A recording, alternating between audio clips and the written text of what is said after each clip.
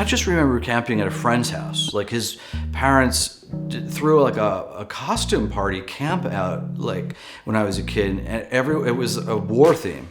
And so like everyone had to dress up as like soldiers, and then we like camped out in the woods in his backyard, but there were like, you know, dozens of kids, and you know, we were of course shooting each other with toy guns and, you know, amazing. But I have a positive experience about that.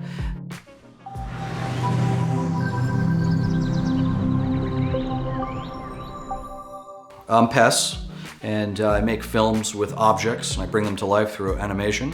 Well, I grew up as an artistic kid, so I used to draw a lot. Once I discovered the idea that I could take an object, put it in front of a camera, and move it, and manipulate it simply by moving it and photographing it, it freed me up, because I no longer had to render it, texture it, design it. Very immediate medium that just, it's hands-on, we're ready to go.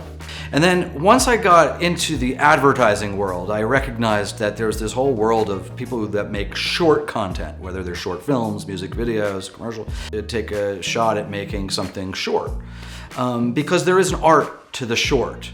Then of course there's the internet. The internet came when I was you know, right after college, basically, and it opened up. It was sort of this democratic theater where you could put something online and share it with the world. You didn't have to go to a film festival. You didn't have to ask permission.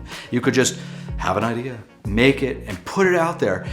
You know, I think one of my strengths is knowing what my B ideas are and what my A ideas are. I do sometimes need B ideas to fill out the circus. Do you know what I mean? It's just the same. It's the same thing. I was like, you have a couple tentpole ideas in this circus, but you still have to fill in the gaps with other things that aren't necessarily A ideas. Sometimes what happens to me is I get nagged by my ideas. There's one that starts sticking with you. I can't stop. It's starting to bug me. I really got to make this idea. I have this thing that's in my head.